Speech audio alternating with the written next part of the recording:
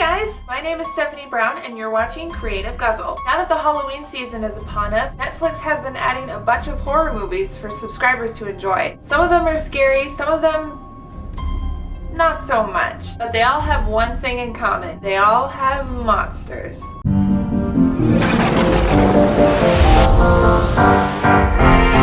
Tonight's drink is a vampire's dream. It's not blood, I promise.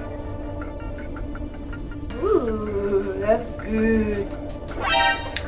Did I miss a spot? If you want the recipe for this drink, as always, there's a link down below in the doobly-doo. Otherwise, you can click this little info button right up here. So horror monsters do not always mean grisly, inhuman creatures that stalk the protagonist. It could simply be a person who is or has become a monster through their own actions and behavior. A monster is the Alien, Freddy Krueger, the Babadook, Jack Torrance, Dracula, Billy Loomis, the Mummy, and Frankenstein's monster. They are all of these and so many more. Typically, there are three types of monster in horror that can leave a lasting impression on us as the audience. There is the abstract monster, the kind that we know is there because the story setting alerts us that something is not quite right, but we can't put our finger on it. Fear of the unknown is a powerful thing. It puts us on edge and plays our own imagination and worst fears against us. And that tension only grows every time that we catch a fleeting glimpse of the monster, until the very end, when we finally see the monster in all of its true, terrifying glory. There are many great examples of this. The Silence from Doctor Who is a particularly good example because not only do you only catch fleeting glimpses of them throughout the show, but as soon as you look away, you forget you ever even saw them. Sorry, what was I talking about?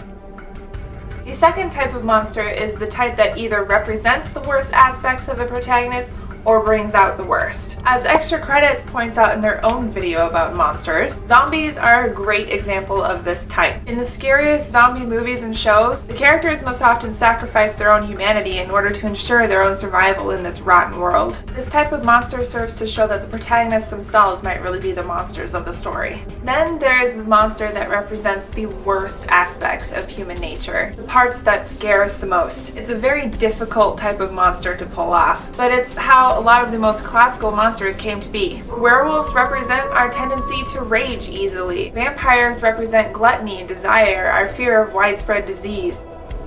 Zombies too represent our fear of disease, but also of turning into mindless, gluttonous creatures, which feels especially relevant now that everyone's noses are glued to their smartphones these days. Probably why zombies are so popular right now. With raging trolls being so rampant on the internet, I wonder if werewolves are gonna make a comeback soon.